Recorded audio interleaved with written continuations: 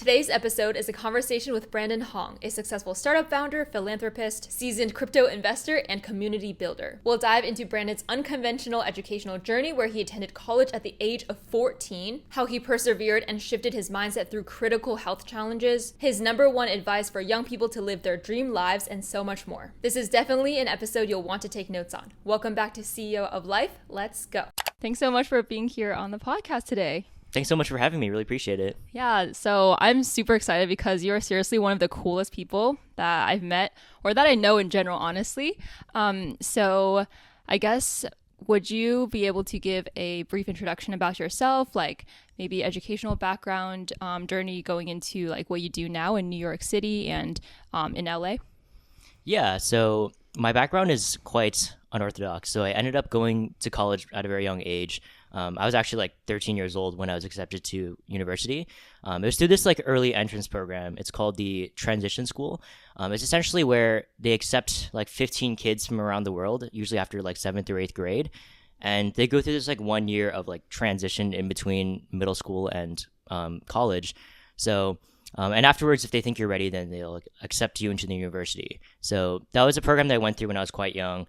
So I graduated like pretty early on when I was like around 18 or so. And afterwards, I did a few things. I worked as a software engineer for a little while. And during that time, I was like, working on like a digital health startup idea. And also I was doing a lot of like financial market trading within like TradFi, within crypto. And eventually afterwards, I ended up getting connected to this sort of philanthropic initiative called Schmidt Futures. It's this initiative by Eric Schmidt. He's the CEO of Google, or he was the CEO of Google for like a little while, like from like 2000, during like 2000s, I think. And he does a lot of like philanthropic work nowadays, but he basically has this sort of initiative that like allows people to connect to early access capital who he believes to be high potential or like has interesting ideas and like mostly having to do with like societal good in some way. So I ended up doing that sort of like philanthropic work, doing within like a lot of product management, a lot of sort of like those initiatives for around like a year or two. And afterwards, I sort of focused more fully on more like financial market investing. I exited my startup during that time as well.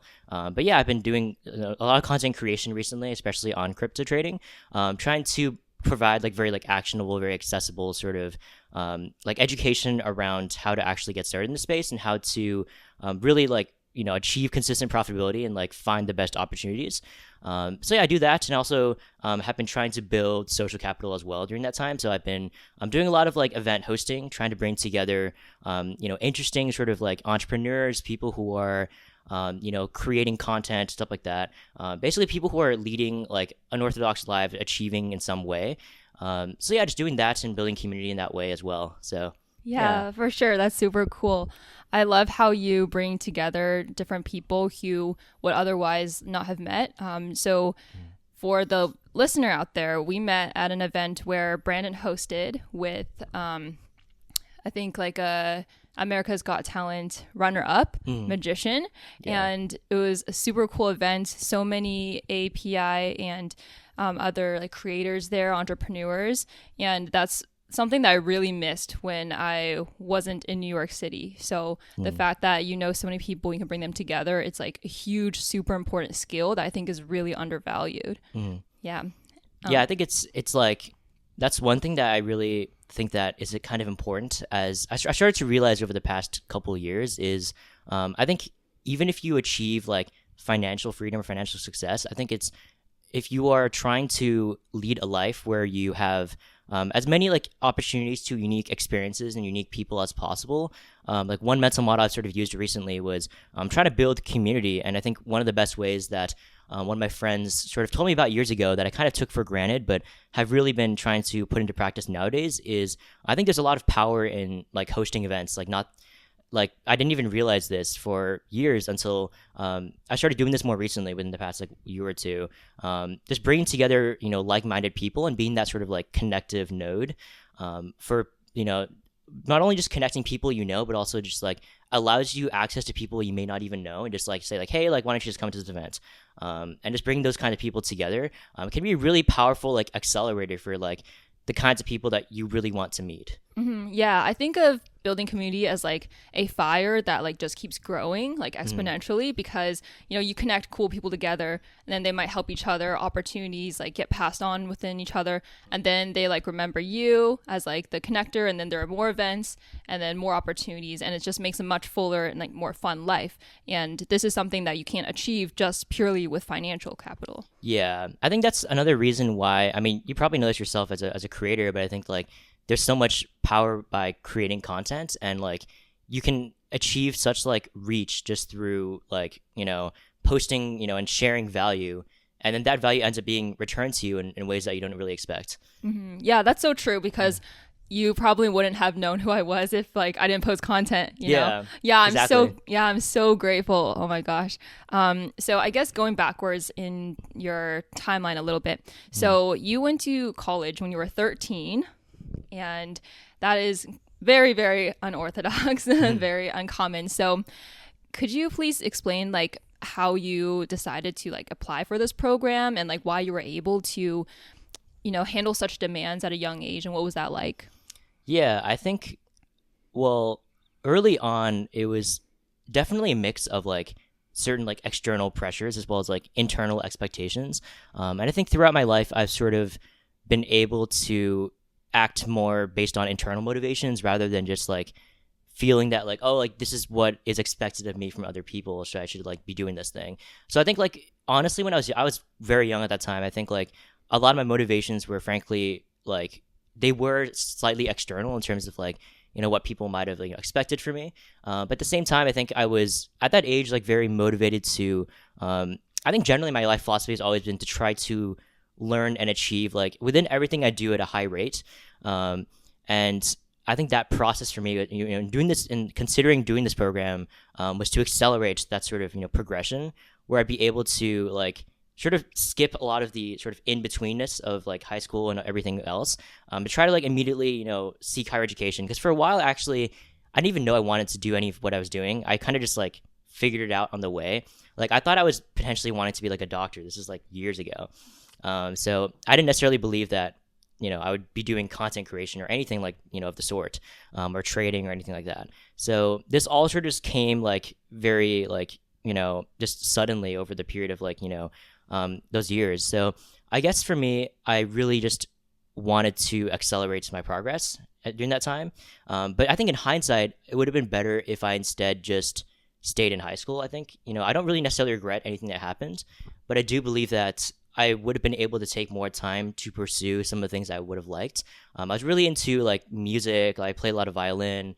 I did a lot of other things like sports. So would have liked to have more time to achieve like more of a foundation in those things before like growing up a little bit too fast. Oh, I see. So yeah, definitely a give and take.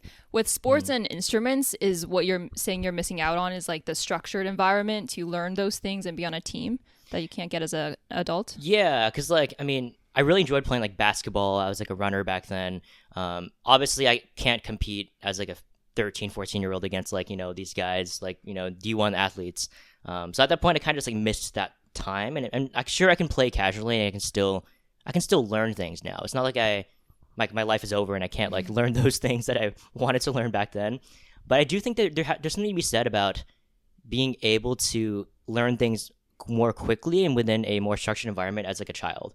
And I think I do miss those times, but I don't regret anything that happened. And I think like, my experiences, especially during college, I faced a lot of adversity, especially with regards to health, where I ended up missing a lot of time. I actually ended up almost dying a couple times. So there's a whole like story behind that. So I just like ended up just, like going through a lot of adversity. So I would have ended up having those same outcomes happen to me anyway, even if I went to high school. So yeah, I don't regret anything that happened. I think like I ended up, in a position where I'm pretty like fortunate to be in right now. Yeah, that's a perfect mindset, just to not regret anything, because at the end of the day, because of the ripple effect, you don't know how your life would have turned out if you had gone to high school.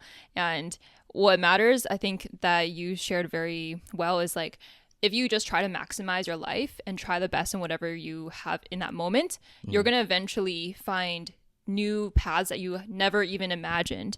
And it's going to be great, like, inevitably, simply because you tried your hardest to maximize what you get out of life.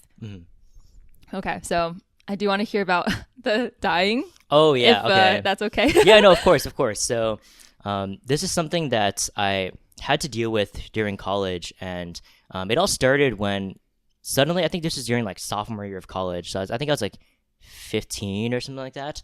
I felt this like weird feeling in the back, in my back, like it was a strange like pain sensation. Also felt some pains in my heart, Oh. and I thought it was maybe a heart issue, but I didn't really know what exactly was wrong. So I ended up going to like the health clinic, and they didn't really know what was going on. It took a little while, and they finally took a chest X-ray. Turns out my lung had collapsed. It's something called a spontaneous pneumothorax. So for some reason, my lung had collapsed, and apparently, so how they address it is that they like put a chest tube inside your lung. It's usually caused because some air like escapes your lung somehow, and like so they have to suck the air out of your lung. So usually it requires like 2 to 3 day process to remove that air, and then they'll take the tube out, and usually you're ready to go afterwards. But it was definitely, they told me that it was like a 10% chance of reoccurrence. So I was like, yeah, it's not very high chances. Like, I'll be okay. And then, of course, it happened again, Oh, like man. on the other lung. And I was like, okay, shoot. So I did the whole thing again. But then it just kept happening like again and again over the period of like 2 years and some change Oh my where, gosh. yeah, I mean, I just kept being hospitalized. It was almost to the point where like I would expect it to happen. But it was just crazy because the doctors, they told me that, oh, like the first time it happened, like again, I went back to the hospital, but they told me, oh, we can't find any evidence of a lung collapse. Like, just go live your life, or you'll be fine. Like, you don't have to, like, they might have thought I had, like, PTSD or something, and it was just, like, reimagining the same situation. But it kept happening again and again. And it really climaxed at the last time I was in the hospital, where I was, hospitalized actually for a period of, like, more than a month, actually. It's, like weeks on end. This was definitely one of the most transformative experiences for me. I definitely learned a lot during that time where I ended up being hospitalized for a long time, and I don't know many people who have gone through a situation like this. It definitely like changes your, it makes you more grateful for like the things that you have, and it also allowed me to sort of change my perception on like what we can control, what we can't. But essentially, I was in the hospital for like a pretty severe lung collapse, and they tried to address the lung collapse through surgery. And usually the surgery is like pretty definitive. They did like a pretty invasive surgery that should have solved the problem, but it didn't. And it actually kept happening again and again to the point where they would try a surgery and they'd be like, yeah, we don't know if it's going to work, but we're Whoa. just going to try this anyway. Mm. Or like there's like at one point there's like, actually this is probably not going to work, but we're just going to do it. And it's just very discouraging because like I don't know many people who have been in a situation where they go through a surgery voluntarily that the doctors are telling them that it's likely not going to work, but they just like keep Yeah. going through it. Uh-huh. And at that point, I was like, I was younger. I was a lot more emotionally volatile, so I was like really depressed during this whole thing. Like it was definitely not good for my mental, and it was also during a time when I would have been making a lot of friends during like it was when I first got into my majors, so it was like a whole like process where people were getting to know each other. You're in the first classes. Now it's just like gone for all of it. So I definitely, missed out on some things. And it was to the point where after a surgery, my mom told me this, I wasn't even conscious, but somehow they fed me too much of this like pain medication. And it like I think I just stopped breathing. Like my oxygen literally went to zero Whoa. after I was like out of the surgery table. And my mom saw this and I think she was just like, oh, is this supposed to happen? Oh And my then, gosh. and then the nurse, like, I think for a while because I was stable, so they left me. Because usually, like, out of the like operating room, you're in this like recovery room, and there's like other patients around there. And usually, if you're stable after the first like few minutes, they'll like watch other patients.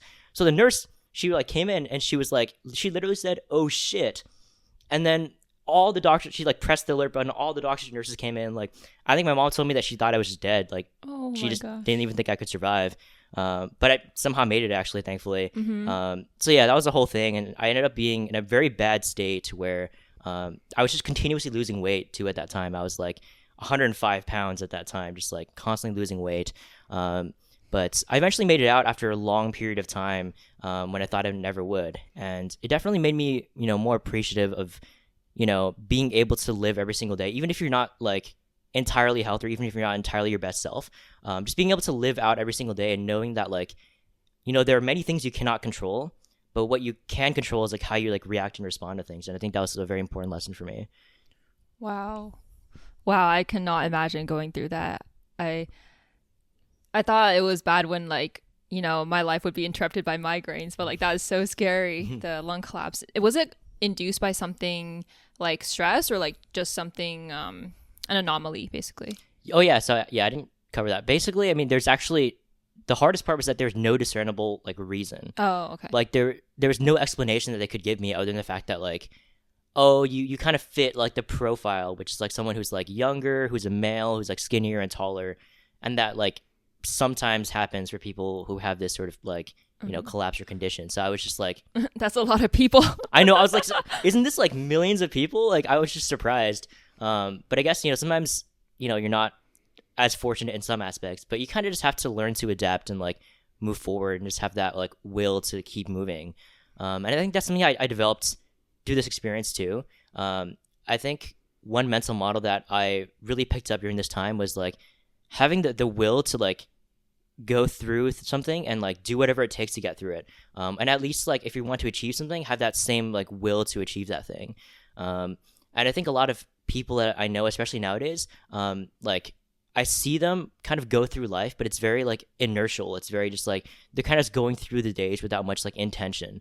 And like through this experience, I definitely learned to like, I mean, I'm not saying like every single day you have to be like, 100% like, going at it. Like it's going to be like your last day, but it's like, I think you just like, it forced me to be more intentional with the way I lived.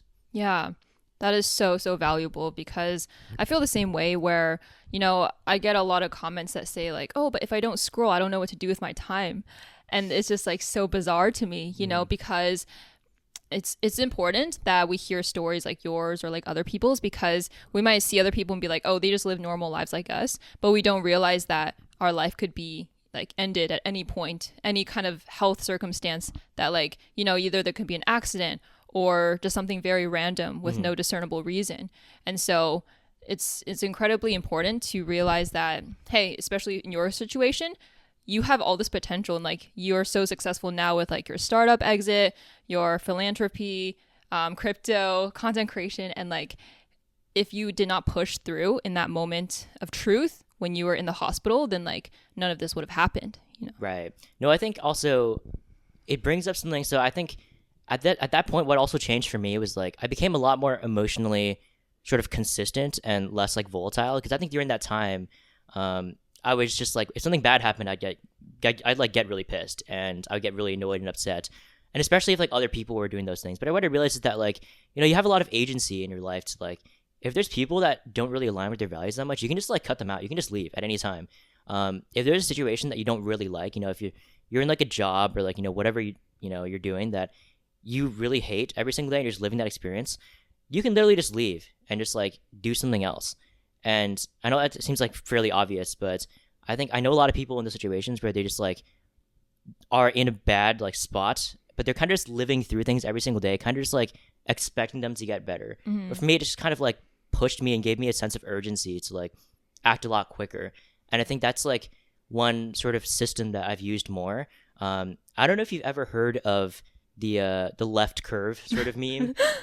Yes, please share it. Okay, this is something that I really wanted to share on this because this mental model has changed everything for me in terms of being able to act faster and allowed me to like be able to see that forms of success you can succeed in multiple different means. So you can probably post an image like later in the pod I'll put or an something. image up here. Of what the meme actually looks like. But it essentially looks like a bell curve. So there's like a normal distribution of like so people like at the left, on the left side of the curve, they're like the lower like IQ, basically like the smooth brained people who kind of just like they don't overthink too much, so they kind of just like do like very basic actions because they kind of just like feel like it. Meanwhile, there's like people on the right hand of the curve, like the highly intelligent people. These people are quite sophisticated in their like ways of thinking, where they do something because they believe that there is like some sort of like real like complex reason for why they're doing it, but like they do it anyway. And there's people meanwhile like the mid curves. The people are like in the middle of the distribution, the average person. The problem with these people is that they're more intelligent than people on the left side of the curve, but they overthink too much. So they end up like really just questioning themselves and like having a lot of these like self-inflicted sort of obstacles. And I'll give an example for this. So I think people, for example, yourself, like you're a creator, someone that like, I mean, did you have any particular like struggles when you first like started creating content to like put yourself out there? Like, was there any sort of like point where you were like, oh, like, did you sort of doubt yourself in terms of like the kinds of stuff you wanted to put out there? So I think in the beginning with my first channel, which was a singing channel, I doubted anyone would see it. So I guess it didn't seem like as big of a risk. But when I was making Caltech vlogs, I did have this feeling of like, oh, what would people think of me? Yeah. But I think I'm someone who, like, even though I do overthink a lot and I mid-curve a lot of things, I can logic it out a little to try and think a little bit like the smarter people, where like, oh, in the grand scheme of things, this doesn't matter at all. Like, imagine if it pans out and like in the future I get so many subscribers and help many people, like, what does it matter that like other people care about or like what they judge me on, you know? Right. No, that makes a lot of sense, because I think like that example of like being a content creator where like people on the left curve, they're like, oh, you know, like I'm just gonna to film myself because it's fun and it's like interesting and I don't really care. And they're not really, you know, a lot of these people, like, I know a lot of creators like that who didn't necessarily plan to be creators. They just started filming themselves because they just enjoy doing so and just like did it consistently. And meanwhile, there's people on the right curve who actually plan to be content creators. Like, they want to be that. And they have like, you know, sophisticated tactics to grow their channels. Maybe they like, you know, they end up like using growth hacks and strategies to like, you know, write on trending topics, stuff like that. And they can be successful creators as well. I've seen plenty of examples of this happening. Meanwhile, there's a lot of people in the mid curve who like, maybe they want to start content, but they're like scared of what other people think. And like, they start doubting themselves. Like, maybe they have certain ideas and like values they want to get out there, but they like put these obstacles in front of them as if they, you know, exist and as if like they inhibit them from achieving their goals. And I think that's something that like I've really taken to heart in terms of, I mean, this meme is like applicable to so many different things, like many different decisions I make.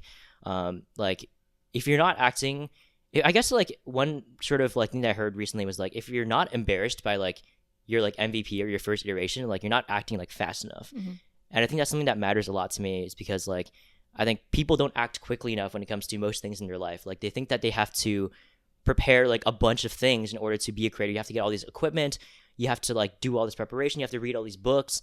But almost everything I've done in my life, like whether it's, you know, I also had like an esports career back in the day. Like, I have played a lot of sports like at a high level. I, you know, did like, I've done trading, you know, I've achieved that sort of thing. And I think most of the things I've done, I didn't read anything necessarily. I just tried doing it and just iterated and like adapted and made mistakes, but like learn from those experiences. Yeah, it's have a bias toward action that I always share about too. When you shared that meme to me for the first time, like, you introduced it as like life-changing, and then I was not disappointed because I was mind blown, because previously when I saw some creators, I was like, when they vlog, I'm like, they don't seem too bright. How did they grow so like big, you know? Yeah. But the point is, they just did it. They simply took action.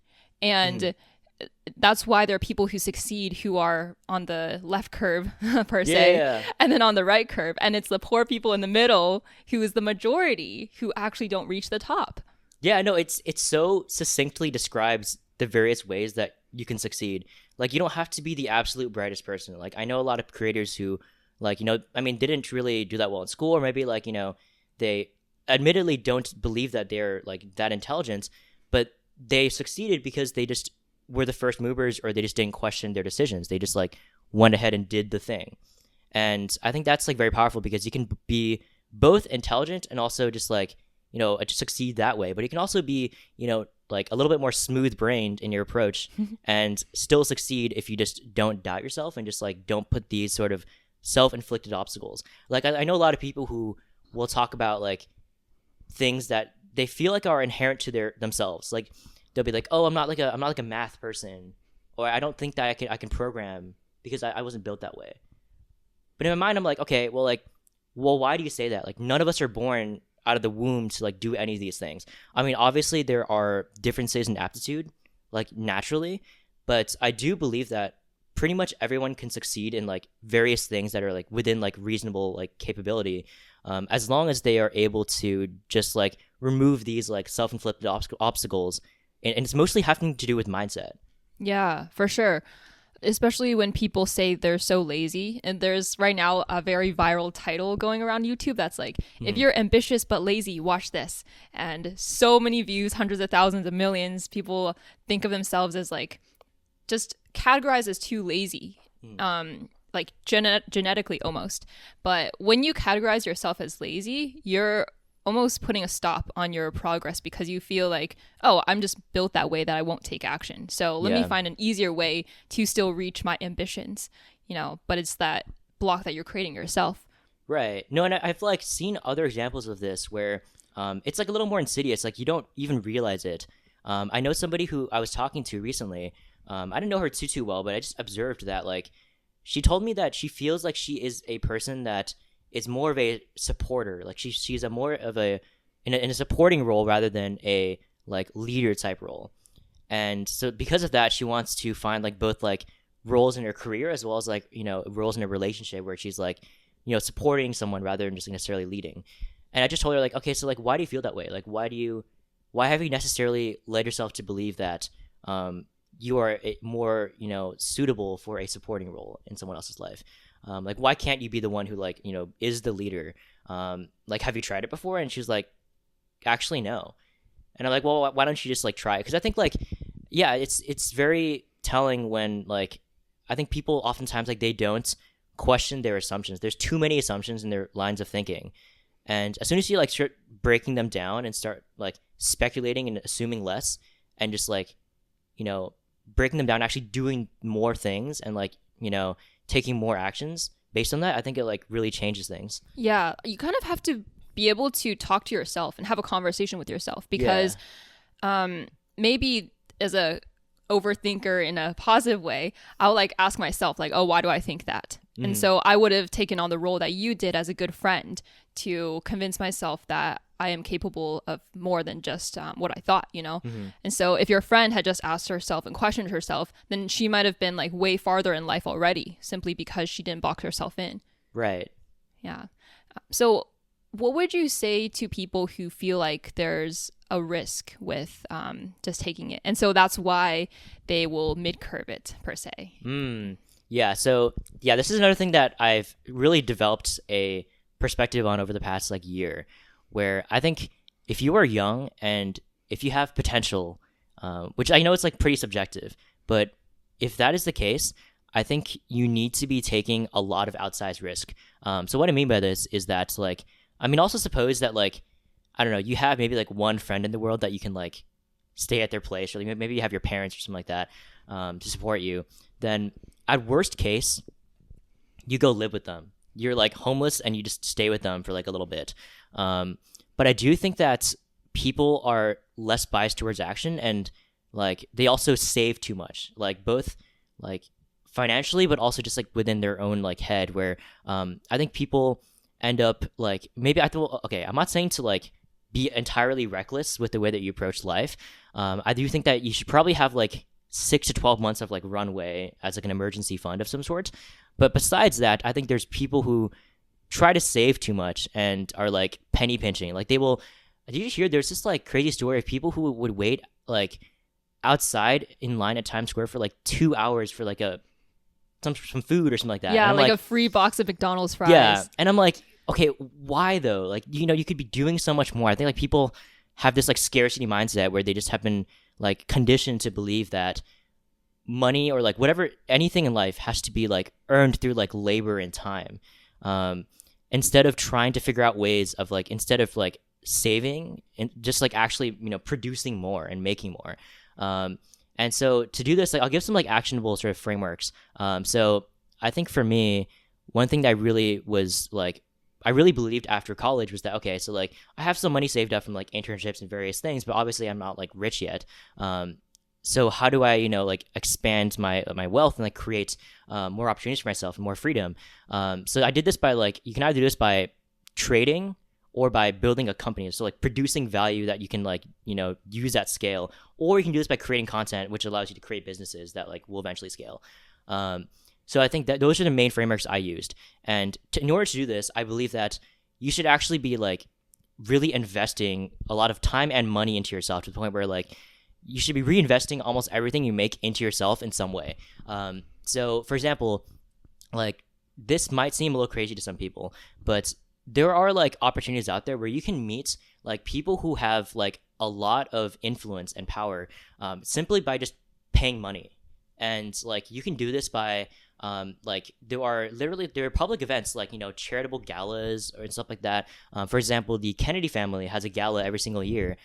It's a Ripple of Hope gala. So you pay like an entrance fee. I think it's like 20 grand or something to like enter, and like you made this donation, and then you can meet like really powerful people. I mean, like people who were like honored as like laureates at these events for like Taylor Swift, like, you know, Tim Cook, like all these like, you know, very famous people. And like usually the people who go to these events are very well connected, like, you know, they have a lot of influence, and like, you know, they can like really accelerate your path. So I think like putting yourself in these situations where like you make an investment in yourself, even if you don't have that very much money, can be a huge game changer. Like I had an experience a few years ago where I joined a co-living house for like creators and founders. And in order to join, you had to pay like $3,000 for like the rent. It was located in Beverly Hills in this like really nice like mansion. It was actually like Paris Hilton's like old mansion. Oh, wow. So I ended up like attending this, and they put like 20 founders together in this like house, and they sort of lived together for a month. It's like a, you know, like a in-person residency. And I took away like so many like important like connections and like close friends that I still have to this day. And indirectly, almost everyone I know from my network like was a second or third or fourth order effect from like this experience. And I think it was definitely worth the investment. I know other people who like didn't have many financial means at all. I mean, there's a guy who I know of who literally had like $5,000 left to his name, and he was like really on the fence about doing this program, and he ended up doing it and making that investment. And then through this experience, he like very serendipitously like met the CEO of this like really important like, you know, like Web3 protocol, and then he ended up like recruiting him, and now he's like working a really nice like job as like the leader of this protocol. So I think like taking those risks and having those experiences is important. Yeah, that is so amazing and perfect examples. So I think, especially when you're young, like just imagine if you go all the way to zero, like what's the worst that could happen? And that's what I told myself too when I started doing full-time content creation. I was like, well, I still have a degree. I could probably still get another job. I have connections. And so like there's really no, if you think of it that way, there's actually no reason to not do it. Right. You know, and there's infinite gains. There's infinite reasons to do it. And so when people also say like they don't have enough money or time, maybe first we can consider like the allocation of your current money and time, because just like people are spending hours like waiting in line for, you know, McDonald's or like something that's free. Well, that money that you save, like $2, like how much would you save per year? Maybe like $100, $200, even $1,000. That's like pennies, you know? Yeah.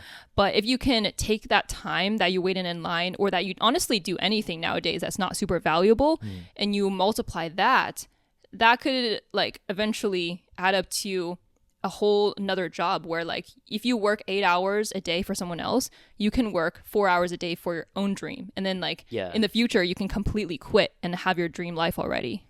Yeah, I think it's just like a lot of wasted time by like people that don't really think through like their current course of action. And I think also there's like a lot of coping, a lot of mid-curving that I see from people that, for example, like I know there's a lot of like LARPing and grifting online where people will like, you'll see this like entrepreneurs with like their Lambos and whatever, they just like post on social media. And yeah, sure, I think like you can take some of that with a grain of salt. But I do believe that, I mean, obviously these people have succeeded in like some degree in some measure, and there's like something you can take away from everybody, even if they're like, you know, they're not necessarily fully aligned with like what you believe in. And I think that like most of the time when I see the comments on these posts, it's a lot of jealousy. It's like, I mean, you'll see the post and they'll be like, there's no way this is real, like this has to be fake. Like, and I think it's because like people have to like justify their current means of living, because if they conceive of a reality where like someone is making like millions of dollars like in their sleep, they just can't believe it. Like there's no way. And like they just like they clock into Wendy's at like, you know, and they like work for like, you know, 8 hours a day, and they make like nothing compared to that. So they like can't believe this, so they have to like cope with it. And I think that's like a dangerous mindset where like I think having an open mind to like interpret whatever information is presented your way also like obviously you should like do due diligence and like have an understanding of what you're interpreting, but like I think just taking that information and like actually going in the weeds and like trying it out first, I think is important as well. Yeah, I totally agree. I think any information or someone you learn about, you should take what gives you an advantage. Yeah. Like you like believing that it's false that someone has a Lamborghini is not helpful to you. But what instead you can think is like, oh, let me learn how they got there. Or wow, that's so inspiring. How can I potentially get that too? Because I posted a short about Elon Musk and his like biography and kind of because it was like really interesting to me. I read the book and I got so much hate on it because they're like, oh, Elon Musk is a terrible person. But I was literally just sharing like Elon Musk's like way that he was disciplined, how he stayed in the office and like recruited the right people, made the right connections and had the right vision, right? And so I'm like, well, this actually just exemplifies how people succeed and how people don't. Because I, as a person, I'm taking everything about Elon Musk that can help me succeed, whereas other people are taking everything to keep them not succeeding. Exactly. No, that's the mid-curve mentality where they're just like, oh no, like you can't believe about Elon Musk, like you can't like support him because he's done this and this and that. But it's like, I mean, yes, but he's also done like incredible things for himself and other people that like have achieved him like a large measure of success in some way.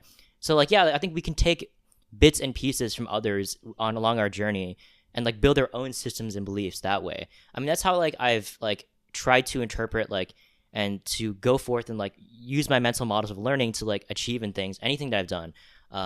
Especially when I first started trading, for example, I didn't know almost anything about it. It's like I actually this relates a lot to it because the only reason why I got started trading, especially crypto, which you know, obviously has its faults. I am not a deep believer in the industry. I think there's a lot of like bullshit in it. What I do believe is that there is a lot of asymmetric opportunity in any nascent industry. Any like new like market has a lot of inefficiencies that you can take advantage of. So it's strictly like in an objective lens, you can take advantage of these like inefficiencies if you have some sort of edge. So I mean, at the time I didn't have a sophisticated perspective. This is like 4 or 5 years ago, and I just stumbled upon this post on Blind. I can actually like send you an image of this later. You can put it up later. But okay, sure. Essentially, it's like this. So Blind is an anonymous forum for professionals. I don't know if you heard about it before. Yeah. I mean, it's kind of toxic. I mean, there's a lot of like people sharing their TC or like the total compensation after like some random post about their girlfriend or something like that. But essentially, I was just using this as a means of like learning more about the tech industry and like what people's experiences are. It's basically like an anonymous like forum where you have a verified work email. So you like sign up through a work email, but it also anonymizes you. So like it verifies your employment, but like it anonymizes your profile. So like you can post like as a whistleblower for your company and like nobody will know who you are. So I saw this guy who worked at Microsoft and he was sharing that he had made $2 million in crypto over the past like year. And that's like his next play was something called Safe Moon, which is this like meme coin. And he put, this guy was the biggest left curve I've ever seen. He literally put $1.7 million into this meme coin. Everything he had earned from crypto. Oh my gosh. He put everything into this meme coin. And I was like, oh, he put $1.7 million. I'll put some money in there too. Like, why not? Like, left curve it. So, like, at the time, because I mean, I've been trading like TradFi and like, you know, stocks for like, you know, about a year or two. And like, I had like various levels of success doing so. I mean, I was definitely aided by the bull market. But at the time, I was like, you know, I was looking for higher upside, you know, plays. And I think crypto was a great opportunity for me. So I was like, all right, you know what? I'll just like put in like, you know, a few $1,000s. Like, why not? Right. Turns out this coin was like one of the biggest like paradigm shifts for like within like the sort of meme coin industry at the time. Oh. And this achieved like billions of dollars in market cap within like a few months. So within like 2 to 3 months, I was up over like 150x since my initial like investment. Whoa. And I'm sure, I mean, this guy who put 1.7, he probably made $200-300 million off this coin. And I have no idea who he is, but I want to find him. I want to thank him because like he changed my life. I mean, truly, like if I just saw that post and I was those mid curves, I'd be like, there's no way you can make $2 million in crypto. Like, and you put all this in some meme coin, like you can't do that. And I would just like chalked it up as like, oh, this guy got lucky. There's no way he could have done this. And then I would have just like gone my merry way and like never would have, you know, taken any action at all. But this sort of sent me down a rabbit hole where I was like, okay, so how do I get started with this? How do I buy this coin? And there's obviously like a lot of friction. I had to like do a lot of like different things. I had to like, learn what a decentralized exchange was. I had to like learn how to transfer crypto. There's like a ton of steps there. And it was not easy to buy this, but I think like that friction is what discouraged people from buying in the first place, and what like, allowed people who got in early on to like achieve like a lot of multiples, because they were the earliest and like went through that pain process of like learning how to do that. But that definitely set me on the path to like, learning more. And obviously I made a lot of mistakes afterwards. I got lucky with that coin, but then I ended up like, having some, a lot of like adversity afterwards, where like I got rugged a couple times, and then like I lost some money in other plays, but like generally just learned a lot more and kept going and kept adapting and like made mistakes, but learned from them. And I think that just like set me on the right path later on. So to make this first decision, was it kind of a calculated risk then? Because I suppose it was left curving it to look into it in the first place, but then you had to weigh a little bit like the friction you said, right? Yeah. So, I mean, I think for me, I just tried to, I saw this and obviously I was like a little skeptical, but I just wanted to learn as much as I could about it and then make an informed decision later on like whether or not this was like legit or something like that. So then I just ended up like, look, like at the time I had like maybe like what, like $5,000 or $6,000 I could reasonably risk in this. Like I would not go homeless if I just lost this money. So I was, like analyzing using like a good like risk reward framework is important for me. And like I really like sort of honed this framework like years down the line, where like I just look for opportunities with as much asymmetric upside as possible. Like I spend this much money, I do this thing, it costs this much, and at worst it becomes zero, and I can just make more later and like make it back. But at best, like I can meet someone or like have an opportunity or like learn something that could set me on a path that changes my entire life. And that's been my approach to everything, is like, obviously like you got to do this strategically, where you can't just be like, oh, I'm gonna go to the bar tonight and meet someone random that could change my life. Like you could do that, but like the risk reward is not very high there. Like there's not very much asymmetry, but like I think you want to do this more strategically for like, different things, like, learning a high upside skill, meeting like a mentor, like paying for like, mentorship or like stuff like that, where like you're doing something that like can set you on a good path with like reliable and consistent results. For sure. So I'm hearing it's like a combination of, first of all, left curving it by being open-minded. Yeah. Because left curve people, they don't automatically right away like, oh, I'm so bad at this. They're just like, yeah, seems easy. Yeah. Why not? Like, let's do it. Like, yeah, why not? And then second of all, it's to really just like be strategic about it and weigh the probability. And so previously, like in one of my advice videos, I would say like, oh, instead of watching Netflix, you should go out and like go to a party, and then that might lead you to outsized opportunities, right? And then someone commented, but what if I watch this Netflix show and then like someone else also likes this Netflix show, and then like we connect over that, and it's like the probability is lower, So no, that's actually. It's so funny because the way I approach this is quite similar to the way I approach trading, and like the carryover effect is quite real, where I apply the same principles to trading, where I try to reduce the amount of assumptions I have possible, but I do have a few fundamental assumptions, and I use that to inform my system. And these assumptions are usually just like revolving around when to place a trade and like what kinds of like where specifically on the chart might I place that trade to give the highest probability of it working out. But then also I try to increase the probability of this using this framework, but I also acknowledge the risk reward as well. So like I look for a trade where I can lose as little as possible, but like the apparent like upside targets or like the theoretical upside targets are like much greater. And I think that's a way you should approach life as well, where like you try to find, the intersection of both like high probability situation, but also like high upside situation, but also like pretty low risk. And there aren't that many out there that are like this. But I do think that there are some. So for example, to anyone watching this out there who's like younger and like trying to like has potential and is trying to achieve, like a couple ways that you can do this are, I think something that, worked well for me was joining like social clubs. They don't even have to be like, it doesn't have to be like Soho House or anything like that. It can be like a community of people that like is more accessible. Sometimes they might have memberships, but usually they're low cost. Sometimes they're also free if you just like apply and just like figure it out.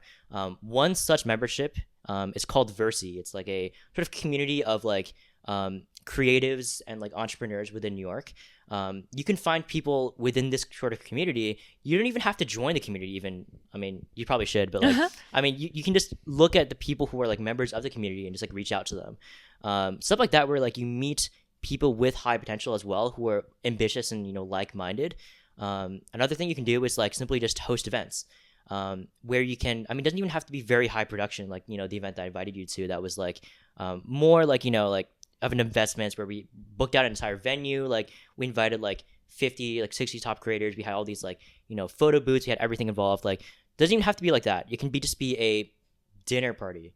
Like we literally just went to a dinner like recently with someone that like really brought together like other creators, and like I made a lot of like interesting connections there for people that I actually like will be friends with in the future. Oh yeah. And yeah, so I think that's like very like high leverage thing that you can do, very low risk, because ultimately like if people like don't get a great experience and don't vibe that well, it was like 2 hours invested, and it's like at worst like that's gone, but it's fine, right? Like you still had dinner, so it's like you had to have dinner anyway. Yeah, for sure. No, there's a saying of like, oh, if it's not a heck yes, then it's a heck no.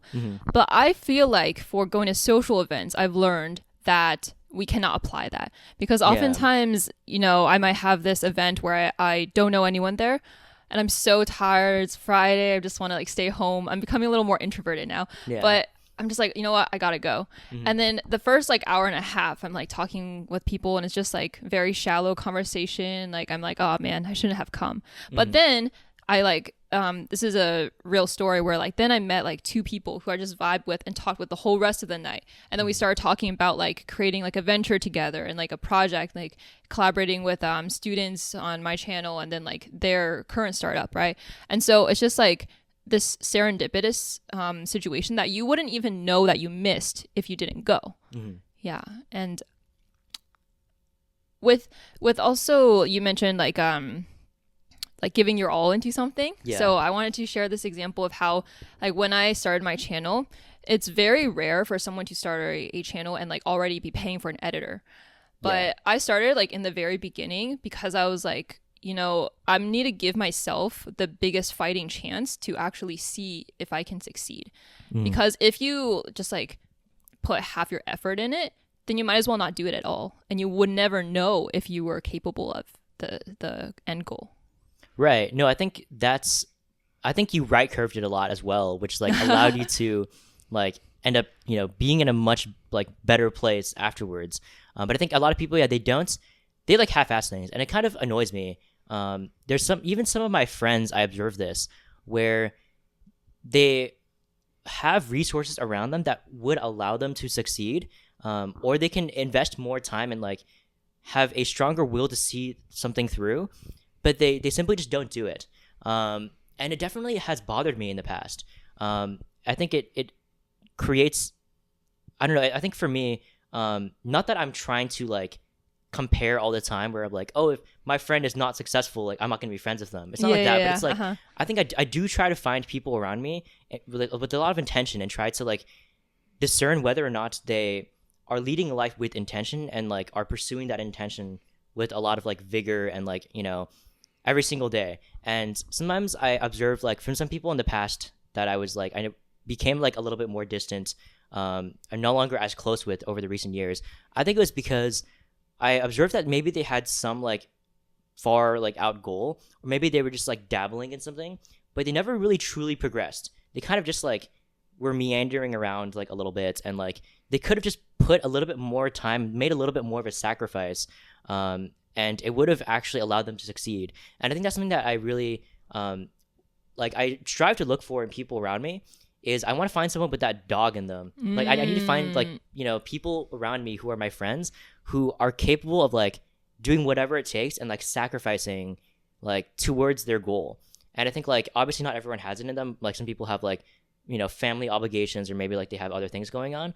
But I do think that if you are to succeed in a high degree in almost anything, it does require some like short-term sacrifice at the very least, to like prioritize that thing and like sacrifice other things in the process of that. Yeah. And I even think people who have other commitments like family or like part-time jobs, they can still give their all. Like what you're saying is just like give your all with the situation you have. Yeah, it doesn't even have to be. I mean, obviously, I do think that sometimes you have to put in just simply more time, so that might require you to like sacrifice your like social life or maybe like get less sleep. I kind of took it to another extreme. Like for example, like when I was first graduated out of college, my routine was crazy. Like I would wake up at like 4 in the morning because I lived in California at that time.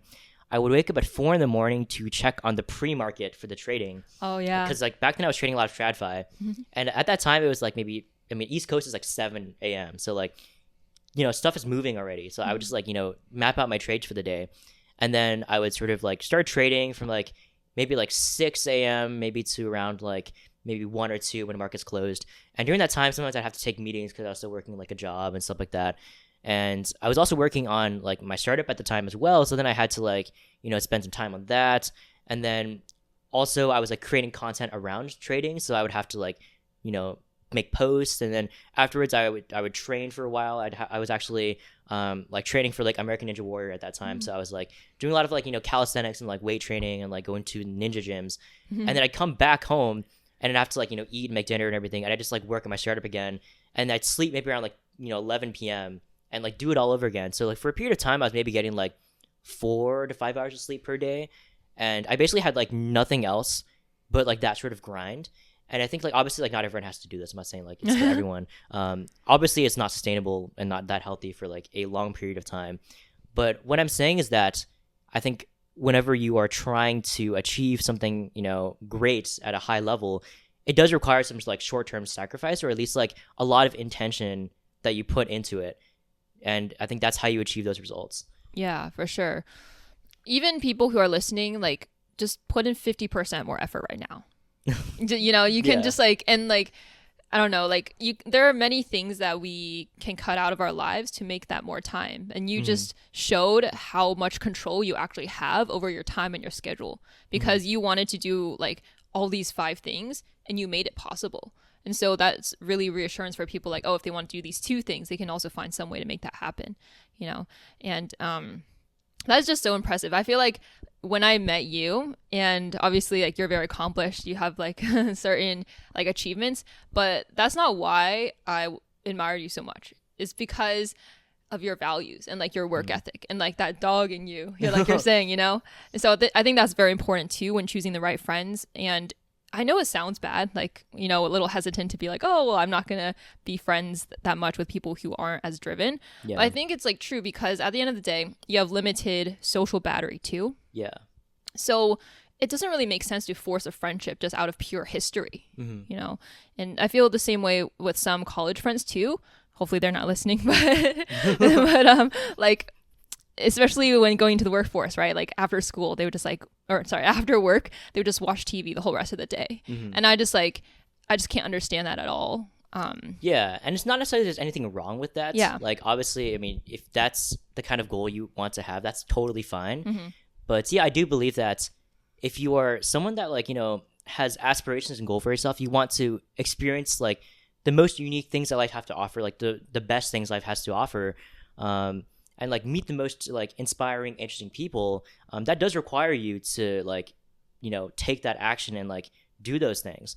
And that's something I admire about you a lot as well, Amy, is that the fact that like, you know, when I first met you, like you're someone that's like, with someone who's I immediately like sort of could see was very reflective, like very introspective, someone who's always like thinking about like various actionable ways to like improve like your life, your process, and all of your content is about that. So that's something that I sort of binge watch your content actually. Oh, like thank you. When we after the event, and that's the reason why I like invited you to like various things afterwards, and also my birthday, because I just like I think I really could see that like, you know, there's a lot of alignments there, and I think that's like what's like I've been searching for a long time. Like when I was, you know, out of college, I didn't necessarily have much of a community. It was quite like lonely for many parts of my life, like especially during college when I was like, you know, in the hospital a lot and like not making that many friends, but also just like simply put, like there haven't been that many people like objectively out there that are that similar to me. So or like have similar sort of background or like, you know, like upbringing or, you know, just like all of those like combinations of factors that led me to this point. So it sort of forced me to take action, right? Like I think when I was in New York, I was kind of just like, I mean, I was taking intentional action where I would go to events every single day. Like there's a period of time where I think for over a year or two where I went to events every single night, sometimes even multiple events per day, for like a year or two straight. And I didn't really meet almost any good friends that way. I think a lot of people that I met were like people who like to party a lot. Like, it's just like a lot of random connections. But I think like you can like increase your probability, like we were talking about earlier, to like meet people who are more aligned with you, by just simply just like taking more intentional action by like doing certain things. Or like, if you want to meet people at an event that are aligned with you, why don't you just like host the event, right? But most people don't have this mindset where like they would just try to like let things come to them. They'll like scroll on dating apps because like by happenstance they'll meet someone that might align with them. They'll like go on meetup.com and like try to find people that like maybe could align with them. But instead, I think it's like better, why don't you just like host events, maybe invite a couple people you might know, but also just reach out to like, you could just cold DM or message like a bunch of people that you don't know at all, but you like might want to get to know better. And that like you can see from maybe their content or maybe like their personality, whatever it could be, like they might have some values that align with you. And then from there, like, I mean, that's changed my life. I mean, I met almost all of my closest friends I've met either from like content creation or seeing their content, or like through like hosting events. And I think that's something that like has played a big role. Yeah, for sure. I can totally relate to that. I was really lonely growing up as well because, even like in a predominantly like white neighborhood, there weren't many high achieving kids. And even the high achieving kids, I didn't really necessarily agree with their way of like high achieving, which is like just reading books and things like that. And so in my mind, I was like, I mean, this might sound like a little pretentious or like, I don't know the right word, but I was like, I'm like the only one like me, No, I've lived like that way my entire life. I was like, I can't find anyone who is like that similar to me. And I think like for people who are kind of, who are people like you, for example, I think, there probably aren't that many people who are that similar to you. And I think like you can either choose to like see that and like be like dejected by it and be like, like I'm so lonely, I'm so depressed. Or you could be like, you know what, like, there aren't that many people like me, but that's fine. And why don't I like provide value for others and share with the world, like maybe why I'm different, or like maybe like what has allowed me to get here. And maybe I can find community that way as well, where maybe other people feel the same way. Obviously, a lot of people feel similar. So I think that's like one thing I've tried to really internalize, is that like, like maybe there are things, that I have experienced that like, have allowed me to feel like maybe a little more lonely, or maybe like there's less people like me, but like maybe I can do something about that. Maybe I can like create value through like content creation or just, hosting events. And then maybe that way I can meet people who are similar in that way. Yeah, for sure. It's just putting yourself out there and basically taking care of what you can control. Like, essentially for me, like that happened exactly what you said. It's like you put yourself out there and then you end up meeting people who are actually similar to you, because you're like, with the internet especially, it's really advantageous that you can meet people all over the world who think the same way as you. Yeah. No, and like I do think that this is another one of my hot takes. I think that honestly, this could be a red flag. You can let me know. Let me know if this is a red flag. Okay. But I have more girlfriends than guy friends. And this sounds like a really like a pick me boy sort of thing, but it's not. Like, I have more guy friends than girlfriends. What? Okay, wait, tell me, why do you think that is? Like, I'm so curious. First of all, if you're listening, let us know in the comments if you think either of those is a red flag. That's a red flag right there. That's Oh man. Okay. Okay, I guess I'll go first. So I think my experience, especially in high school, which carried over, is like girls tend to be more petty and they overthink things. And so I feel like with guys, it's just a lot more like chill and like bro-y and like maybe I'm like a little more bro-y than most girls. So that kind of works. And there's that line in Barbie that was like, men hate women and women hate women. And recently I just feel like that's very true, especially on the internet. And I always feel like girls have this certain like other side that even if they're friendly in person, like I do have a lot of genuine like friends who are girls, but I feel like sometimes when I meet people, they're like judging you or like thinking, oh, are you worthy of my time? Whereas like with guys, they're a little more like open and generally also more ambitious in the ways that I am ambitious, whether it comes to like business or like thinking strategically about how to optimize your life, family, and things like that. Actually, that makes a lot of sense. I can definitely see that. I think that sometimes like girl-girl relationships can get a little bit like catty, where there can be like competitiveness. I think for me, well, I think guys are the same way too, where guys are obviously like there's some element of like the toxic masculinity like involved in like guys where they kind of try to outcompete each other. But I think the reason why I'm friends with less guys than with girls, I think because this is what my hotter takes was that I think my standards and expectations for men are generally higher. And I think the world also has higher expectations for men than for women generally. Yeah, I agree. I think like, I mean, this is what I kind of learned as I grew up and like, you know, navigating like how to like become like a man, you know, just like figuring that out. And one of the things that stuck out most to me was that like, I think most men do not actually have they don't have any backup plan. Like if you're a man and if you fail or if you're not like anything in the world, you're actually just like, you're looked at as like a piece of shit. Like nobody cares about you. Like no one is going to save you and like come pick you up. And obviously, I mean, this applies like to every person, obviously, in some like way. But I think especially for men too, because they can't just like find like a spouse to like take care of them usually, like at least in a conventional sense, mostly. And also I think what I've encountered, especially in cities like New York, a lot of guys here, especially if they've achieved like some small level of success, they have this like egotism. I think a lot of men, I think I'm like icked out by a lot of guys because I'm reminded of like my younger self, like where I was like less mature, less secure with myself. I was definitely insecure in the past when it came to several things, like mostly my age.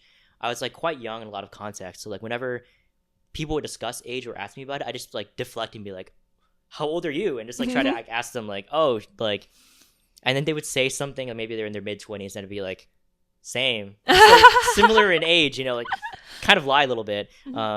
Because like dating wise and like friendship wise, it was just like a lot harder to like, because once people figure out, I was like, you know, I wasn't even 21 for a long time. Like when I was navigating these like situations where like most people are at least like maybe 23, 24.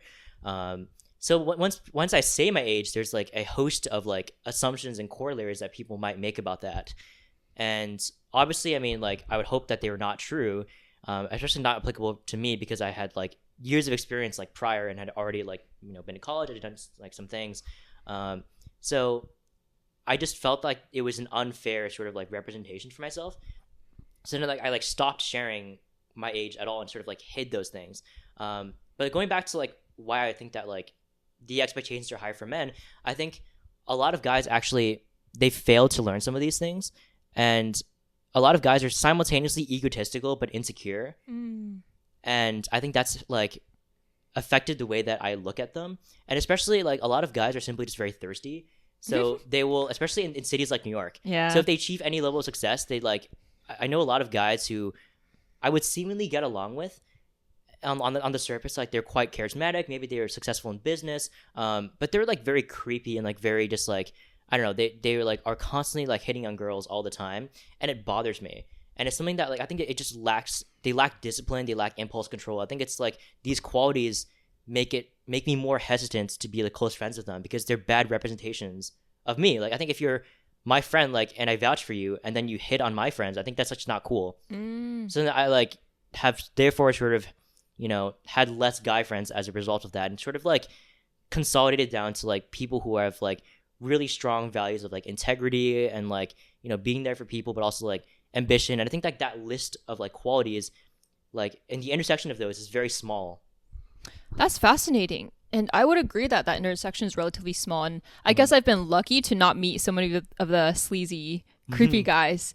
But I would say most of my friends who are guys, they're either in stable relationships or they're like you, where like they're so strong in integrity and they're confident in themselves. Like they're very secure, you know? Yeah, no, I think it's hard to find those kinds of guys in general. I've like found more of them recently just by virtue of like, you know, I honestly just through like content creation, I just like would meet them at like various like conferences or different events, and I can see that they have like strong values of integrity and just, you know, strong ambitions. So I do think that like my values, I think it's just natural because as I've grown up, I think I've increasingly become more embarrassed of previous versions of myself. And I think that when I identify qualities from other people, mostly guys that like I see as, you know, being qualities from like my previous self, I just get like icked out, and I'm just like, damn, like I can't, like it's hard for me to respect you in the same manner. So I think for me, it's hard to balance that aspect of like even people who are like been there for me in my life for a long time, or maybe they've just like existed from college or before, balancing that aspect of like time and like, you know, if they care about me a lot. I think there's certain like there's something to be said about that, versus at the same time like being able to respect them on the same level and like having that alignment of values. So I've been trying to balance that out in terms of like, you know, being able to recognize like simultaneously that's, you know, respect them as like a human being and as like a friend, but also being able to like recognize, hey, we're not necessarily on the same path, but like I can still appreciate you. Yeah, that totally makes sense. So I want to ask you, because you have a lot of girlfriends. So another reason I think that I might not connect with, I guess, the average like girl influencer, is because they're focused a lot on like appearances. So just like statistically speaking, right? And so when I look at other YouTubers who are perhaps like informational or like give advice like me, primarily they're also male figures. And what's funny is that these male figures, they have both female and male viewers, like audience members. Yeah. Whereas for female like informational creators, they have primarily female. And so it feels like almost like the guys don't want to like listen to a girl speaking about something, even if they're credible. And so recently I've been feeling like I'm honestly at a disadvantage in this space because of the perception of females almost, and in the workplace too, which is why there's sometimes like that workplace bias where like when I learned at a previous internship, basically when a female says something and a male says the same thing, like the female is looked as like bossy or like something like that, you know? And so I guess what I'm saying is like, do you feel like, do you see any of that like struggle with like your female friends of like not being able to potentially like reach some like higher ambitions or like levels as like male counterparts? I think that is definitely I think that's definitely the case. It can be, where I think there's like two sides of the coin. I think, for example, within certain types of industries where there are less females, it can be both at a disadvantage and an advantage. So, for example, within crypto, for example, or within like business, I've seen like certain kinds of creators do pretty well because they're like just because they're female, almost like because I think it. Especially also if you have like a career in sales, for example, I think it like if you're a female, it automatically sort of creates this element of trust, I think, where generally like women are looked upon as more trustworthy than men. Like they're less like slimy, they're less trying to like scam you or like, you know, grift in any sort of way. So I think it can help in some aspects. But yeah, I do think that when it comes to like it gets your foot in the door where people like you have people's attention. But I think sometimes it like, yeah, there's an assumption that maybe like sometimes they're less experienced or like less knowledgeable. And it does like annoy me when I see that, because it's just like, it's a very like limiting sort of like mindset. But I think ultimately for a creator like you too, I wouldn't worry too much about it. I think that's like, I think you kind of just have to left curve it a little bit and just like also acknowledge that like people watch your content for a reason, because you are very articulate, because you're someone that like has credentials and like, you know, you have like a mountain of proof that like, you know, you are someone who's achieved and like, you know, is capable of like advising others and like inspiring others to achieve in that same way. So yeah, I don't think it should matter too much. Yeah, thank you for that. Yeah, it's just recently I've been realizing with wedding planning and everything, you know, there's that meme of like the girl like doing 5 million things to get ready for the wedding, and then the guy's just chilling there and so, like eating chips or something. Yeah. And so even for me, like making content, I realize like every time before I make content, I have to do makeup. And maybe that's also why I have more guy friends, because I'm just so about like efficiency. I'm like, this is so inefficient. Every time I have to like do makeup or like I have to dress up and like do all these different things, you know? Yeah. No, I think that's unfortunately the hard part. I mean, obviously I'm not a woman or anything like that, but like, I think it's like observing like from the outside, I think that seems to be like one of the hard sort of elements of like, you know, being a woman, is that like I think you have to like, the expectation is that you're like always very well put together, that you like you have to put on your makeup before you film stuff, like, or else it seems like you're less like, you know, credible, they put in less effort. Meanwhile guys just get away with, yeah, they literally just get ready by just like they literally just put on like some clothes and just like maybe brush their hair for like 5 seconds, and like that's their preparation. Yeah. And it's also like with I guess getting older, so like my fiance and I getting married soon and like having to start a family. So we've talked a lot about how like basically once the wife, gets pregnant, like their body is just like changed forever and stuff like that. Yeah. And so, well, I don't mean to turn to be like complaining about being a woman, but I just thought it was like interesting in terms of like having so many ambitious like female friends in your case, where like actually it might be like you can't relate to all those things, but you can relate to their values, I guess. Yeah, no, I think there's like so many. For example, like one of my closest friends, she definitely feels like someone that I think she's kind of balancing this out for herself, where she's trying to weigh, like she's very ambitious. She's like creating an e-commerce brand. She does a lot of content creation, but I think she's trying to weigh how much she like has to sacrifice in order to achieve that thing. Because I think like health matters a lot, especially if you're like a woman who might want to have kids in the future. Yeah. So I do think that that's a limiting factor for sure. I think like that's a kind of disadvantage where like you have to like make sure to treat your body like very well, especially if you are like someone who is looking to like maybe have kids or maybe like do like athletic things that are like have that balance in the future. That's something I've also been weighing myself.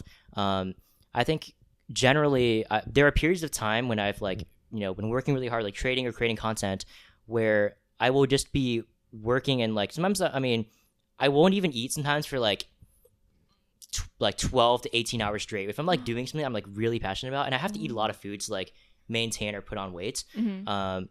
But for me, I don't know if you have the same problem, but like I've always had trouble, like if I have something to do, like if I have like a task that needs to be done, I have trouble eating until like I complete that task, and then I can finally eat. Like I don't know if you have the same problem. So I sometimes just like forget to eat. I'm like working on something and I'm just so determined to get that done, or like just so into it that it's like, 3 p.m. I guess lunchtime is over.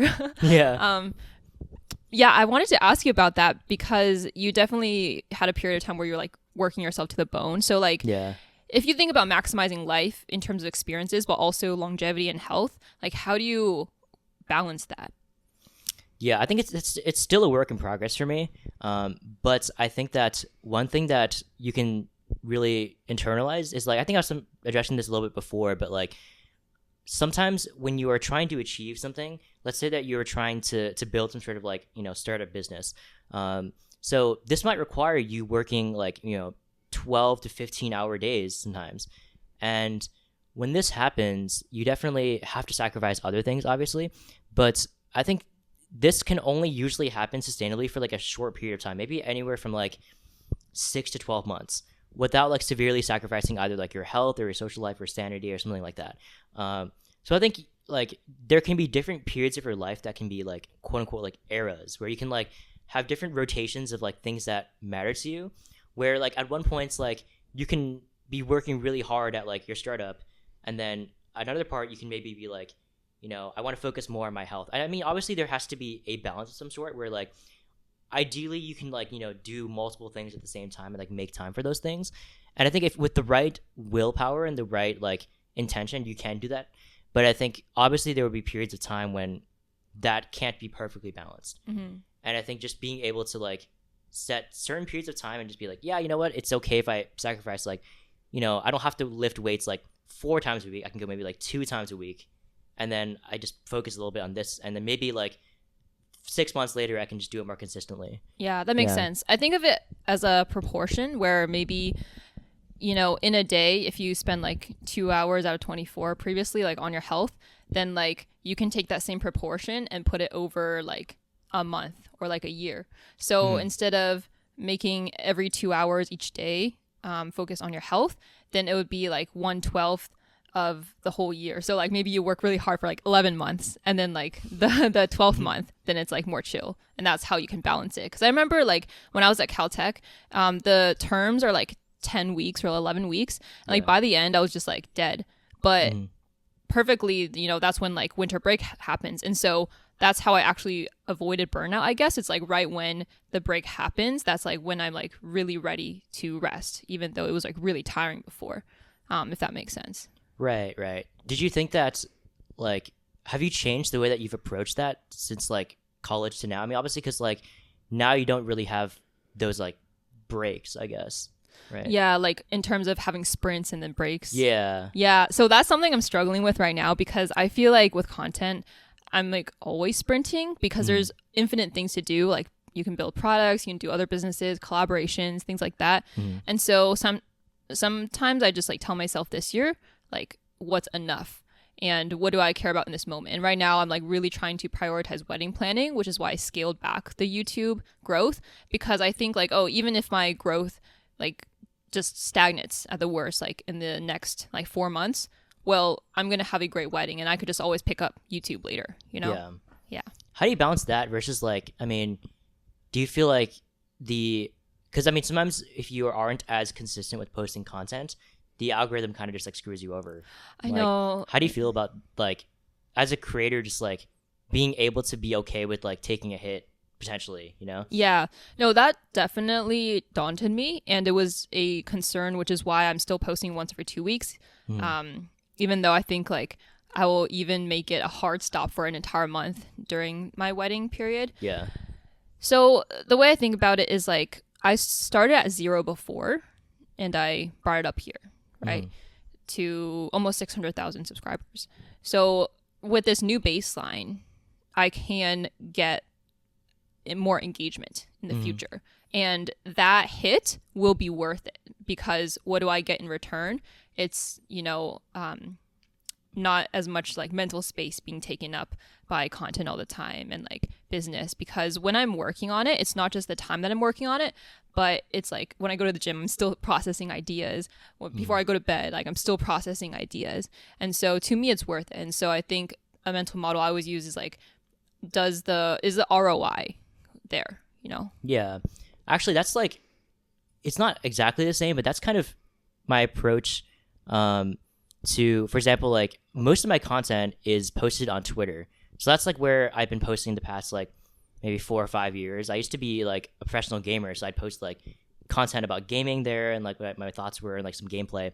And then I moved more towards like crypto and like trading. So I was like posting about both like TradFi and crypto plays for a while. Now just like solely on crypto. And for a while, like I would post pretty much every single day, but I felt like I feel like the content that I posted has like shifted a lot recently.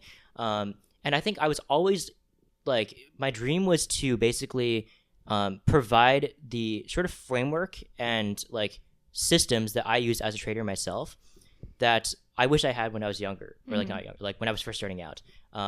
And I feel like it was hard for me to reach that point because I wanted it to be perfect. I was mid-curving a little bit. I was like, oh, like, if I post this video, it has to be like the most perfect video ever, because this is like my one shot at like onboarding all these, you know, people who have never experienced this industry before and like telling them all these different steps. And for a while I was like, that actually prevented me from posting videos because I thought that the first video I had to post had to be like amazing. So I actually just didn't do that for a long time. But what I realized was that, like, you know what, like I should just be moving and like left curving a little bit and just like I should just be doing something, and along that process I can like iterate. So I just ended up posting a video like several months ago, and that was just my first video, and it was completely, there was no editing, it was just like uncut, literally my first take. I was just like, all right, I'm just gonna talk to the camera and just start spewing things. And I had done like streams before in like, you know, smaller communities, and people thought that my thoughts were like pretty like valuable to them, just even if I was just like, you know, spewing stuff, just like yapping. So I was, you know what, I'm just gonna yap for like 20 minutes and just see what happens. And the reception was actually like really good. And I actually hadn't even posted a video in like, or any content at all in like 5 or 6 months. I was like taking a small break, and what I realized is that like, yeah, like sure, the algorithm probably won't favor you as much if you don't post like as consistently, but I think it's okay even if you don't, because like you can still, as long as you're posting content that is like has like real value to share to other people, and as long as you're like, you have like, you're really proud of it, and like it doesn't have to be perfect, it's just like stuff that you've wanted to do for a long time, you're just like talking and just like, you know, iterating on that first like layer of that process. I think that is actually what can end up allowing you to like achieve that thing that you wanted to later on, just by like just doing the thing, even if it's not perfect. Yeah, I found that so true with this podcast. Actually, I didn't go out with the intention of like making an official podcast. I know people who start one, they like go on a photo shoot, they will like have a nice setup and everything. And so I actually, like, when I came back from China last year, I was just so like emotional because of my like grandparents like getting older, and then they taught me about their history as like farmers and like coal miners and things like that. And so coming back to the US, then I see these videos about like, oh, how to make studying fun and like all these different tools. And so I was like really triggered. And so I just like pressed record and I like spewed for like 40 minutes. Yeah. And I was like, that's pretty good, you know? And then I posted it and it just blew up. It blew up so much, and I was like, wow, people actually care about this. And so many people were like, this is the best video I've ever watched on YouTube. Wow. Yeah. No, that's crazy, because literally something happened that was almost the exact same thing that happened to me like 3 or 4 days ago. So I don't know if you heard, there was like this whole like Trump coin that came out. So Donald Trump like released this like crypto coin that was like his own meme coin. And I mean, I don't know how everyone, like, it doesn't really matter how you feel about him. Like, I mean, it's just, for me, I identified this opportunity where like there's a lot of attention on this coin, and I was in a position where I received this information very early on, so I was able to act on it like within the first like several minutes of the launch, and it went from like maybe $200 million valuation to around $70 billion in like less than a day. I just like speed ran the entire process for like, you know, how fast something can move as a coin. And so, like, I mean, overnight, I mean, many people like made like 7-8 figures. I mean, most traders I know who were like in this for a while, they all made like over $10 million in this trade. And like, this was something that I was very early on, and I saw a lot of people, they were mid-curving this. They were like, oh, like, this is a financial crime. Like, how could he do this? Like, there's, you know, 80% of the tokens are held by him. Like, there's no way this can pump. Like, this has to be like a grift. Whatever the case is, this is like a Ponzi scheme. For me, like, none of this mattered. All that matters is that, like, if the president is telling you to buy something, like, you should probably buy it. And like, if it's early on, like, I just left curve. I was like, you know what? Like, there is a risk reward scenario, as we were talking about earlier. Like, the risk reward is that, like, I lose a defined amount of money, but if this plays out, the probability of this playing out is like fairly high, maybe 60-70%, that this is not like a hack or a fraud of some sort. But if this does happen, then like the upside is like enormous, right? Like, just using other like examples of previous meme coins and how far they took, like, or how high they went, like, this had really high potential. And I was just seeing all these like really bad takes on my timeline for people who were like looking for reasons to validate why they didn't buy this coin. They're like, oh, like, is this coin a fraud? Like, here's like this thread about like, you know, this, and then it would get so much engagement. And I saw these threads and I was like, man, I just have to make my own video, just like spewing in front of a camera. I was like a little bit annoyed, so I just like had this like, like, you guys shouldn't mid curve this. Like, I was just saying that I was, you know, a little grumpy in the camera, and that video did so well actually. I think it got like almost 800,000 views over the past like maybe 2 days. Wow. I'm like a little smaller on Twitter, so for me it was like fairly large like accomplishments. And from there, I just like ended up getting a lot of attention. Like, it went viral on Twitter, and everything that I proposed in that video, where I was like, okay, I'm going to like, here's my actionable plan. I'm going to like long Solana. I'm going to long Trump. Like, all of these things ended up playing out perfectly. And I ended up posting like a follow-up tweet about the results of the trade, and that also went pretty viral as well. So I think like ultimately, yeah, just like if you see something that you don't like, or you see all these opinions of people that like you feel like you can actually insert yourself in like the conversation and like make a meaningful impact, you should just do it. I mean, I literally just got home from climbing, and I had already entered maybe like an hour or so prior. I was late to it, but I was like, you know what? Like, I'm just going to start recording. Like, I was like a little disheveled, but I was like, you know what? I'm just going to start doing it. And it just like blew up from there. Yeah, that's so amazing. It's like, thank goodness you did that, you know?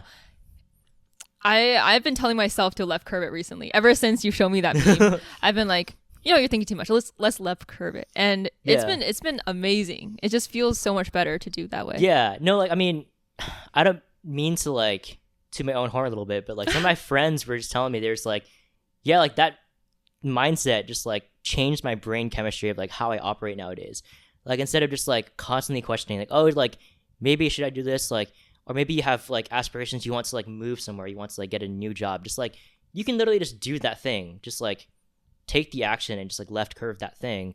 And eventually, like with that intention and purpose, you will find yourself in a new place very quickly. Yeah. There's no way to know unless you try. Yeah. It's all these like very stereotypical like common sayings that you hear all the time, you know, the quotes, but they end up all being true. You know, there's a reason why they're the classic sayings. Yeah. And I think like I've always like, I think that has allowed me to even explore things that I didn't even know were possible. Like I think a lot of people were asking me, so like, how did you start with trading, or how did you start like community building? Like, did you read any books? Did you like inform your perspective that way? But I was actually like, no, I didn't do any reading at all for this sort of thing. I sort of just like was thinking like logically, okay, so like where do I want to go? I want to like achieve like financial freedom in some way. I want to like get to know as many interesting people and have as many interesting experiences as possible. So like, what are the like steps that I might have to take to get there?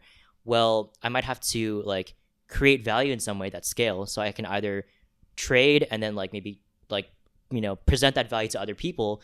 And in doing so, maybe like afterwards, like that has a sort of second order effect where I can start to get to know people that may allow me to meet people that like, you know, I can become closer with, build that community with. And how else can I do that? Well, if I want to meet people that I want to meet, then I might have to just take the action of just like hosting my own things instead of just waiting for those opportunities to come to me. So then I just left curve, just like hosting events, and I just like did the thing. And even though it's like, obviously I had no experience with event hosting really, I was just like, you know what? Like there are very clear steps. Has been to solve a problem before. I can just like ask some people how they've done it, and then I can just approach it from there. So it's just like my approach has always been like, if I want to do something, I'll like try to farm perspectives of like other people who I might like, you know, see as being more experienced than me, and then just sort of take bits and pieces from those perspectives and like create my own sort of framework, and then do the thing, iterate, like adapt, make mistakes, like learn and get better at it, and eventually hopefully like share my experiences with the world and like, you know, tell them like, you know, my actionable sort of advice on it. Yeah, that's awesome. I think I do like the exact same way. I always say iterate, and I love your attitude of just take matters into your own hands. Yeah, that's so important. And you're also kicking off a snowball effect. It's like by taking that first step, the next one just happens and you just figure it out. Yeah. You mentioned how all these decisions, well, led to, you know, your financial freedom. So what I think is really interesting is like a lot of people are searching for that financial freedom, but they think it's like the end point, right? So reaching it this young, what is your perspective on life? Like besides just like trying to expand your network, like is there any new end goal then? And I do want to say that I think it's great that of all people that like you are financially free, because I know how you're like doing philanthropy and like you recently donated to the LA wildfires. So I just want to, you know, give you kudos to that, because oftentimes I see like rich people and I'm like, oh, why can't the money be in the right hands, you know?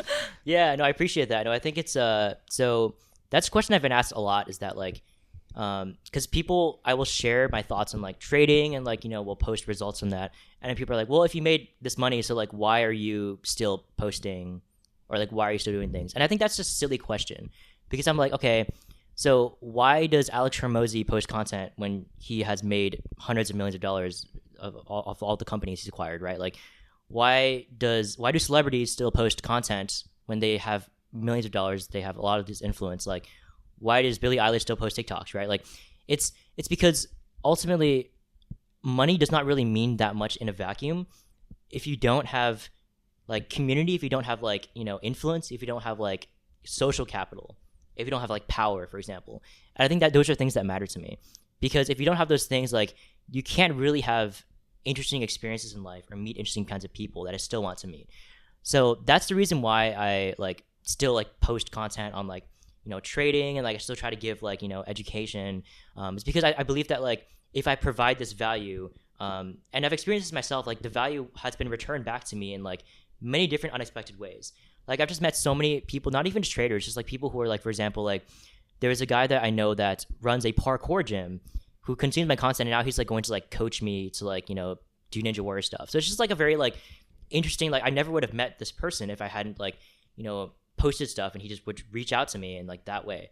So in terms of like what's next and like what I, you know, want to do, I think for the most parts, I want to continue to like create content and like inspire other people. And like I think my eventual goal is to be the sort of like one-stop shop for like actionable like insights with regards to like opportunities in the markets that people can like take advantage of like immediately. I think there's a lot of like especially on mainstream platforms like on Instagram, like on YouTube, because I've been mostly posting just on Twitter. So I just like want to realize that dream of like really sort of taking this content and making it accessible to the masses, because I know a lot of people who didn't even hear about all these like opportunities in the markets, who mostly consume like the more mainstream like platforms. So that's my first thing. And the second thing, I want to get at a point where like I'm fully healthy again. I had like a few surgeries with like my arms recently, and like I want to get back to feeling like fully strong again, so I can like do Ninja Warrior and stuff like that. So I think that's my other goal, and I think that's just to continue to do that, and also like to build community through my events. But as well as I've been making several investments. I think like this is something that I think once you achieve some level of financial freedom and flexibility, I think it's important to invest in both yourself, as like your health, obviously, and like making financial investments, but also making investments within like certain sectors, whether it's like within like media, within like the restaurant business, within like all sorts of other things. So I think it's important to make investments in different areas, because I think money talks, and it allows you to meet people that you otherwise like wouldn't have met. I think that's the purpose of what I do, is like I want to expose myself as much as possible to different people and situations that I otherwise wouldn't have been exposed to. So recently I made like a substantial investment in the construction of a Little Japan in New York. So that's like the main thing I was doing, was that like there's a lot of important like backers, and like I mean the Iron Chef Morimoto is behind this, and there's many other like athletes, celebrities, like different influential people. So just like being able to be on that cap table and like get to know these people, it's something that matters to me a lot. So even if it's like not a optimal like financial investment, I think it's like the social capital that could be returned to me is like the upside is quite high.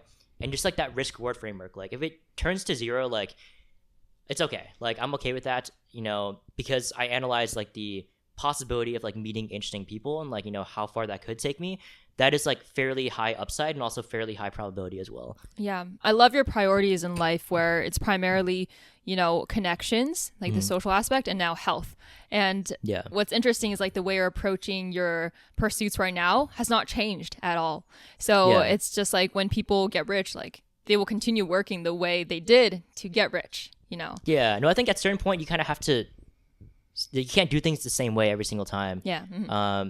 Like you can't continuously move the goalposts. I think that's a lot of things people do, is that they get greedy and they don't have this framework of like, okay, so I achieved this level of wealth. And obviously if you have a good system, you can continue to do so, but ultimately it can only like get to a certain point. The returns are quite diminishing after a while, especially if you hit like, like high like net worth figures. Like you can't really like have that much of a return on that wealth anymore. So like how do you actually use that wealth as a means of like providing yourself like better future for your health, as well as like creating more connections, like more experiences that are like better for yourself? And that's kind of like what I'm navigating right now, is like how to best do that. And I think like I have a lot of momentum this year in terms of like the community I've built over the past while, and like I used to kind of struggle with that, like not being sure if I had the right people around me, and like not being sure if I had that much direction, like after like this whole trading thing. But I feel like I'm like getting there with this sort of purpose now. So I'm feeling like a lot more sort of optimistic this year. Yeah, for sure. Your approach is something I really resonate with, because I think it'll make someone happy. It keeps someone happy. Whereas, other approaches to the goalpost, as you said, that is just a recipe for unhappiness. So yeah, really, really great message out there. So thank you so much for your time today. Where can people find you? Like, what are your socials? If you could say your handles and like. Yeah. So on Twitter, you can just search my name, like Brandon Hong. You can find me there. On Instagram as well, like my username is just like brandon.hong. You can find me there as well. But yeah, those are my socials. I mean, on Twitter, primarily I've been posting, just like, actionable, like accessible, like, educational content on trading. So like if you are looking for a place to get started and like want someone to sort of like deconstruct like all these, principles and like systems for like how to find the best opportunities in the markets, like that's a lot of what I cover. So I'm looking forward to like bring that to like Instagram and YouTube as well. Yeah, awesome. Super exciting. And not only I think will people learn about trading specifically, but they'll also be influenced by like, your philosophy in life and like how you approach things, which is really awesome, because in doing these things you do now that help with your happiness, you're actually automatically continuing to progress and like level up in the world. Yeah, I know. I definitely want to post, a a lot of content like similar to what we discussed today, just like stuff about like mindset and like what allowed me to get here, and like just helping people provide like actionable frameworks for how to stop mid curving and to like, you know, just take the action on the things that they want to achieve. So yeah, for sure. Stop left curving or stop mid curving. Got a left curve. Yeah. Brendan Hong 2025. Awesome. Thank you so much. Yeah. Thanks so much.